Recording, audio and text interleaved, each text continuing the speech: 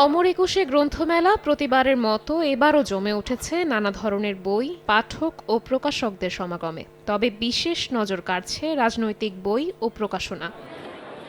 দেশ বিদেশের রাজনৈতিক বিশ্লেষণ, ঐতিহাসিক ঘটনা, রাজনৈতিক ব্যক্তিত্বদের জীবনী ও সাম্প্রতিক রাজনৈতিক প্রেক্ষাপট নিয়ে লেখা বইয়ের প্রতি পাঠকদের ব্যাপক আগ্রহ দেখা যাচ্ছে। সাম্প্রতিক সময়ে জুলাই অভ্যুত্থানের পর রাজনৈতিক সচেতনতা বেড়ে যাওয়ায় রাজনৈতিক বইয়ের চাহিদাও বৃদ্ধি পেয়েছে। বিশেষ করে তরুণ পাঠকদের মধ্যে রাজনৈতিক বিষয়বস্তু নিয়ে জানার আগ্রহ চোখে পড়ার মতো। স্টল ঘুরে দেখা গেছে ইতিহাস নির্ভর রাজনৈতিক বইয়ের পাশাপাশি সাম্প্রতিক রাজনৈতিক পরিস্থিতি ও বিশ্লেষণ মূলক বইগুলো ব্যাপক সাড়া ফেলেছে। 4-5টা রাজনৈতিক বই আসছে, এর মধ্যে দুটো অলরেডি চলে আসছে, দুটো আরো আসবে।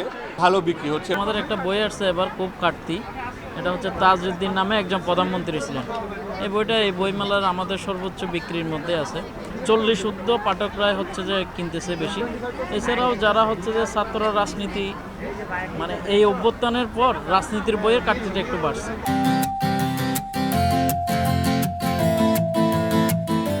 আমার আদর্শ হচ্ছে প্রেসিডেন্ট জিয়াউর রহমান। তো ওনার জীবন সম্পর্কে আরও জানতে চাই, এই জন্য জিয়ার বইটা কিনলাম। জিয়া কেন জনপ্রিয়। আরেকটা হচ্ছে জেল হত্যা মামলা, শাহ মোয়াজ্জেম হোসেন প্রয়াত। আমি আসলে একজন পলিটিশিয়ান, এই জন্য আমার পলিটিক্স বইগুলো আমার কি প্রাথমিকভাবে চয়েস। আর আমি আজকে একটা বই কিনেছি, সেটা হচ্ছে সফল বিতার্কিক বক্তা এবং নেতা হওয়ার কৌশল। এটি আমার হয়তো ব্যক্তিগত জীবনের চর্চা বাড়িয়ে একজন সফল রাজনীতিবিদ হয়ে মানুষের সামনে কথা বলার জন্য যেই আকর্ষণ সৃষ্টি করা, সেটার কৌশল হিসাবে আমার এই বইটা কি ক্রয় করা।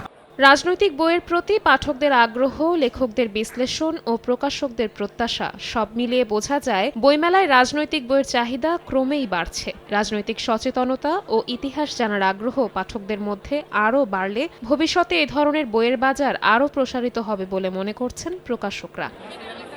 শবনব নিবিড়, সময় সংবাদ, ঢাকা।